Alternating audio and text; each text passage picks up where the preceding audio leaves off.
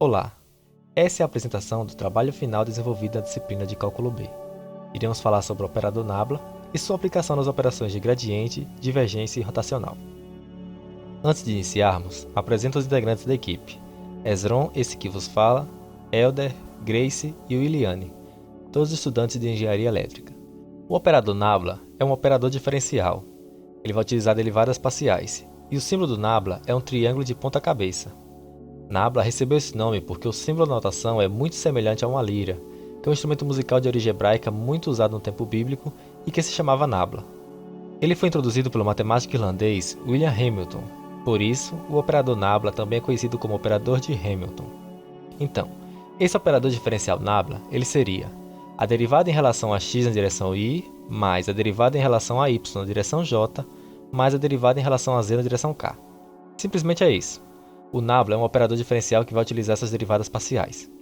Na realidade, o operador nabla representa um vetor simbólico. Esse formato permite seu uso em operações vetoriais convencionais. A sua aplicação em campos escalares e vetoriais produz ferramentas matemáticas indispensáveis para a quantificação e entendimento conceitual de diversos campos da ciência. Vamos conhecer algumas aplicações a partir de agora. Olá, meu nome é Elder Gabriel e agora estarei apresentando sobre o gradiente de campo escalar durante essa apresentação de cálculo B. Primeiramente, irei falar sobre o gradiente de campo escalar. Na física e na matemática, em diversos momentos, ao estudar o comportamento de movimentação do corpo em um campo qualquer, nós nos deparamos com comportamentos variados, com variações de velocidade e movimentação em diversas direções. Nesse sentido, é muito interessante saber em qual sentido do plano cartesiano que foi delimitado, pelas variáveis que foram delimitadas, saber onde se encontra a maior taxa de crescimento para entender tanto o comportamento quanto para diversas aplicações de rentabilidade, seja a propagação de calor de um corpo, seja a propagação de uma densidade de corrente elétrica, seja o movimento de um fluido, seja o crescimento de uma taxa mercantil que se comporta de maneira relativamente mensurável através de um comportamento de uma função, tanto para fatores não físicos quanto para físicos. É muito interessante entender e ser capaz de ter essa previsão sobre o comportamento dessa taxa de crescimento de uma função. E para isso existe o gradiente de campo escalar, o vetor gradiente. Ele dá a capacidade de saber qual é a direção de maior crescimento do comportamento dentro de um campo. Então, assim, aqui eu trouxe algumas frases matemáticas que descrevem isso. A primeira dela é o gradiente f, que é a primeira expressão, que mostra como a gente pode fazer o vetor gradiente a partir das derivadas parciais por cada uma das componentes de um vetor, do primeiro até a enésima parte desse vetor. A segunda é a gradiente de f a partir da somatória, a gradiente a partir das somatórias todas as componentes que compõem a função. Nós temos também a notação da soma de Einstein, índices repetidos de mesmo fator implicam na somatória de um campo escalar. E nós temos, por fim, o símbolo indicado por Nabla, como foi comentado anteriormente, o símbolo de Nabla, de William Hamilton, que representa que o símbolo é o símbolo mais utilizado para representar o crescimento de uma direção específica das enésimas partes que compõem um vetor. Então, para começar a falar um pouco mais sobre o vetor gradiente de um campo escalar, é interessante a gente trazer algumas variáveis que podem ser interessantes para entender a situação. Primeiro, entender o que é o gradiente. Gradiente, o vetor gradiente, é um vetor que indica o sentido e a direção na qual, por deslocamento a partir de um ponto específico, obtém-se o maior incremento possível no valor de uma grandeza. Como comentado anteriormente, representa o maior crescimento em relação a uma taxa de crescimento. Um campo escalar, em matemática e física, é um campo que associa um escalar a todo um ponto no espaço. Ou seja, é um campo que associa qualquer movimentação ou posição de uma partícula a todos os pontos no espaço. O campo é o que comporta todas as posições possíveis em relação às variáveis que estão sendo definidas. Seja os vetores cartesianos de posição, de tempo, de variação de qualquer coisa do tipo. O vetor pode ser denotado como conjunto de todos os segmentos equipoentes de um mesmo segmento no espaço, uma definição um pouco mais algébrica, que representa basicamente um comportamento específico da direção de um corpo em relação à origem de um plano cartesiano, que pode ser multiplicada por um escalar natural, que denota uma movimentação variada. E a taxa de crescimento se refere ao maior crescimento percentual em relação a outra variável. E muito normalmente é o tempo, que denota o referencial ao qual mensura o movimento ou fenômeno físico-matemático.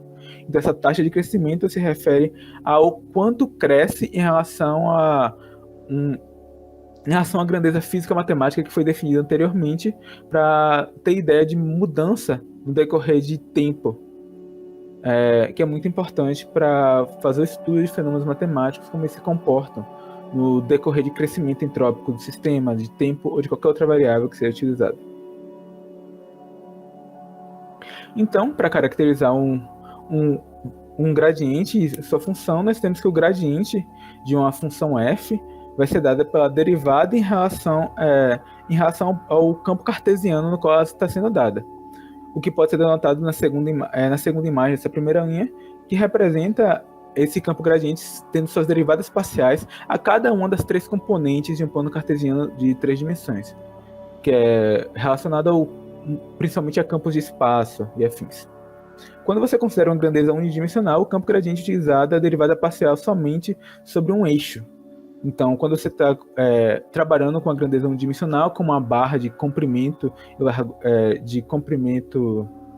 muito longe, mas de espessura e altura desprezível, você pode trabalhar, por exemplo, com a grandeza unidimensional para entender essa propagação de calor. Então, para falar um pouco sobre algumas definições sobre o vetor gradiente, para que a gente possa entender algumas funcionalidades, principalmente matemáticas, de como ele se comporta. A primeira delas é que respeita o conceito da linearidade de duas funções. Então, o vetor gradiente de duas funções, da soma de funções multiplicado por escalares, também pode ser o escalar, a soma dos gradientes dessas funções ainda multiplicados por seus respectivos escalares, como denotado aqui pelo gradiente de αf mais βg, é igual a alfa gradiente de f mais beta gradiente de g. Isso é respeitado durante as particularidades matemáticas de algumas funções. Também respeita a lei de Leibniz para multiplicação e divisão. Então, o gradiente do produto de duas funções ainda respeita a função do produto de funções de Leibniz para a gente utilizar, principalmente com as derivadas. Então, nós temos que o gradiente do produto de f com g é f vezes o gradiente de g mais g vezes o gradiente de f. Lembrando que isso se refere principalmente porque o gradiente utiliza as derivadas parciais como motor funcional, e essas leis remetem à funcionalidade do que acontece como consequência da utilização dessas propriedades com derivadas e com limites. Então, denotando ainda o gradiente de f dividido por g pode ser dado por g gradiente de f menos f gradiente de g dividido por g ao quadrado, sendo que ser g uma função diferente de zero. A aplicação da regra da cadeia, como foi explicado mais amplamente no nosso curso, nós podemos fazer o gradiente de f de x e de y vai ser a derivada de f em relação a x multiplicada por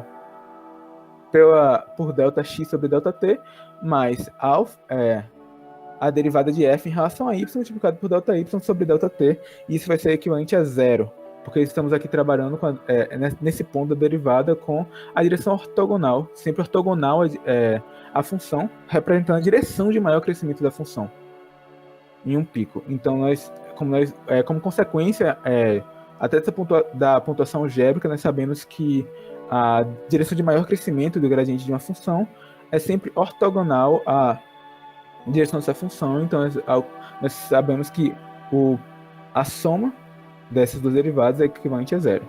E, por fim, a propriedade inversa para o gradiente seria a integral de linha, que foi estudada amplamente na terceira unidade do nosso curso. Sobre alguns tipos de sistemas de coordenadas com campos gradientes, nós temos que o gradiente de f sobre coordenadas cartesianas, nós usamos coordenadas cartesianas x, y e z. E dessa forma são utilizadas as derivadas parciais sobre cada uma dessas coordenadas cartesianas. Para coordenadas esféricas, nós utilizamos a derivada parcial da função em relação a P, representando a distância ao eixo Z, a coordenada parcial de F em relação ao ângulo tomado em geral sobre o plano Z, multiplicado por 1 sobre P, e a coordenada da função em relação ao plano Z, que corta a esfera que nós costumamos ver. E as coordenadas cilíndricas, que são de maneiras muito parecidas, só que no fim, nós temos que, em vez de cortar diretamente ao plano Z, ela é a multiplicação sobre o ângulo formado pela projeção da reta, que do ponto de origem do plano, a derivada em relação a essa reta, e multiplicada por 1 sobre o raio multiplicado pelo seno de θ. E aqui falando sobre algumas aplicações do vetor gradiente. A primeira aplicação do vetor gradiente, essa é apresentada aqui, é sobre a lei de Fick, que rege a difusão de substâncias em meios contínuos. Essa fórmula, por exemplo, é utilizada principalmente para entender como é a quantidade de substâncias que atravessam uma unidade de área normal sobre uma direção de escoamento. Então nós temos G, que representa a densidade, G, que é a chamada densidade do fluido, multiplicada por menos D, que é uma constante.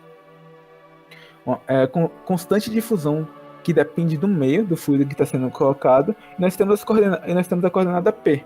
A coordenada P é o campo escalar, descreve a densidade do fluido de acordo com a posição relacionada ao sistema.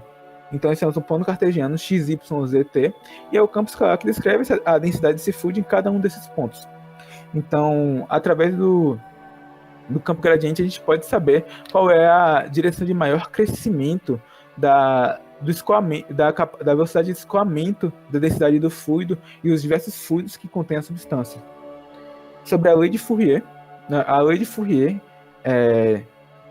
por sua vez, descreve a condução térmica através da função vetorial que indica a densidade da corrente de calor que atravessa que passa por um determinado corpo. Então, naturalmente, a constante K de condutividade térmica do meio, que também é uma constante que depende do meio que está sendo passada a condutividade, é diretamente relacionada com o gradiente de T, que representa a quantidade de calor por volume que infere sobre o meio. Então nós temos a constante térmica a ideia é que a constante de Fourier entenda o comportamento natural da temperatura de passar dos meios de tender a atingir o equilíbrio térmico, que é uma consequência física tanto da lei zero da termodinâmica quanto das demais leis que advêm de consequência desse comportamento natural do fluido de calor como fluido, com a passagem de energia.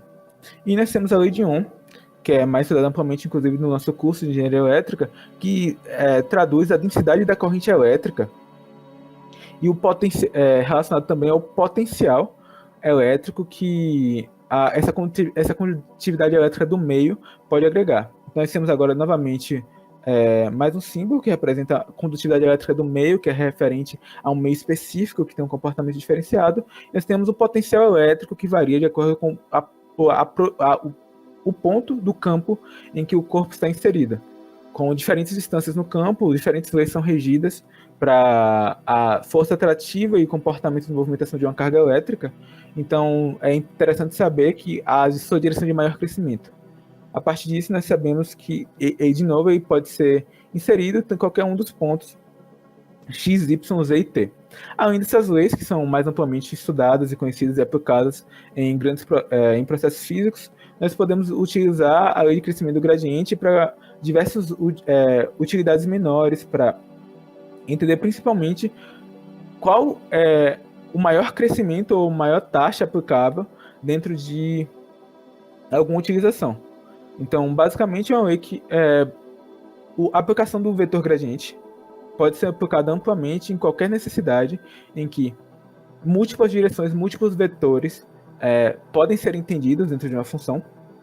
relacionados. Aqui nós temos, por exemplo, 4 variáveis dentro do espaço que a gente está mostrando aqui.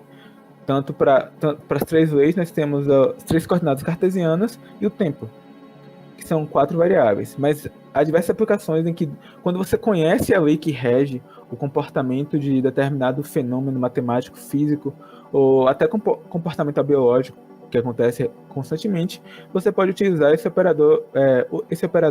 o vetor gradiente, para entender qual é a direção de maior crescimento e como ele se aplica, por exemplo, para você entender qual é o momento de maior crescimento na aplicação de biologia em algumas aplicações bioquímicas, em que existem picos de funcionalidades para alguns medicamentos. Agora, falaremos um pouco sobre mais uma ferramenta matemática em que há a participação do operador nabla, que é o divergente ou a divergência, como também pode ser chamado. O divergente, de maneira geral, ele é um escalar que representa o fluxo do vetor característico do campo por unidade de volume. Fisicamente falando, isso que eu acabei de dizer a vocês equivale à ferramenta utilizada para medir a dispersão dos vetores na vizinhança de um ponto em específico. Para demonstrar essa ferramenta matemática, vamos considerar o seguinte caso. Consideremos o seguinte campo vetorial gerado por V, que contém os vetores V1, V2 e V3.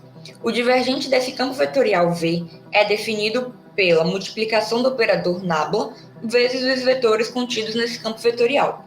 Assim, nós temos que a divergência de V é igual às derivadas parciais em x, y e z vezes os vetores contidos dentro desse campo vetorial. Portanto, resumindo toda essa fórmula, toda essa conta que eu acabei de falar, a divergência de V ela é simplesmente a derivada do primeiro vetor em x, mais a derivada do segundo vetor em y, mais a derivada do terceiro vetor em z. Agora, no que tange a ferramenta da divergência, vamos ver um pouquinho agora da aplicação prática dessa ferramenta do operador nabla. Neste exemplo que eu estou trazendo aqui hoje para vocês, nós iremos tratar de um refrigerador doméstico. Para isso, vamos considerar que no fluido desse refrigerador doméstico tenhamos 2 campos, o campo da velocidade e o campo da temperatura. Podemos descrever tal esquema da seguinte forma. Nós vamos usar como referência para essa descrição o esquema que está colocado do lado esquerdo do slide, tá? Esse esqueminha aí em 1, 2, 3 e 4, ele que irá nos guiar durante toda essa descrição. Pronto. A priori, nesse esquema que está aqui ao lado, nós podemos perceber que o gás está sendo comprimido e, por isso, nesse caso, o campo das velocidades apresentará um divergente negativo, como podemos ver ali na anotação que está do lado direito da imagem. No momento 1, nós temos divergência de V menor do que 0, ou seja, negativo. Simultâneo a isso, nós temos que a temperatura do campo ela será elevada e passará pelo radiador, que está sendo indicado no esquema pelo número 2, e com essa passagem no radiador, a gente vai ter um gradiente térmico formado pelo gás, que agora está com a temperatura elevada, e formado também pelo ar, que agora está com a temperatura baixa. Pode-se observar ainda que nós temos, nesse caso, um campo vetorial que, posteriormente, ele será conhecido como gradiente térmico local com dissipação térmica. Portanto, se analisarmos o divergente desse campo gradiente, ele será dado como negativo, pois os vetores gradientes térmicos estarão voltados para o centro do tubo. Nessa parte, é importante que a gente frise a seguinte informação. É muito importante lembrar que o fluxo térmico ele será sempre contrário ao gradiente de temperatura. Ele não existe uma possibilidade deles serem iguais. Então, eles têm por obrigação de serem opostos, de serem o contrário um do outro. Então, agora, após a gente saber dessa informação que é de extrema importância de ser frisada, nós podemos continuar o processo, E agora nós vamos para o processo que está denominado pelo número 3. Começamos no 1, que é onde o gás é comprimido, passamos pelo 2 e agora vamos para a etapa 3. Que é a fase, inclusive, em que o gás vai sofrer expansão. Ele agora vai ser expandido, Como podemos ver ali, essa etapa ocorre onde está o númerozinho 3. E, nesse momento, o divergente do campo de velocidade ele passa a ser positivo, gerando um novo gradiente térmico que será contrário ao anterior, visto que, nesse processo, nós temos que o gás ele vai esfriar e, para gerar o equilíbrio térmico, ele irá trocar calor, dos alimentos, né, dos itens que estão dentro do nosso refrigerador. Logo, o divergente do gradiente da temperatura formado no gás será positivo. Isso já na etapa definida pelo número 4, tá, gente? Porque a etapa 3 e 4, ela acontece muito rápido. Quando o gás chega no 3 e expande rapidamente, ele chega na etapa 4, que é já o funcionamento dentro do nosso refrigerador, tá? E é isso.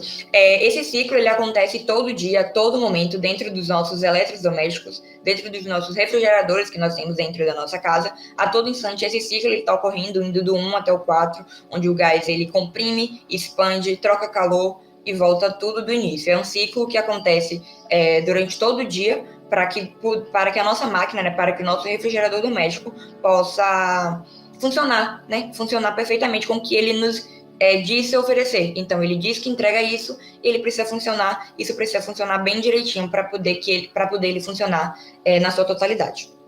Por fim, ainda se faz importante salientar que esse divergente, de modo geral, ele sempre vai funcionar como uma força motora para quaisquer tipos de fluxos que ele faça parte. Falando agora um pouco sobre rotacional. O rotacional é uma operação essencial na aplicação do cálculo vetorial em mecânica dos fluidos, eletricidade, magnetismo e em outras áreas. Em geral, o rotacional produz um campo vetorial. O rotacional é um operador que, a partir de uma função que representa um campo vetorial tridimensional, gera uma nova função que representa um campo vetorial tridimensional diferente.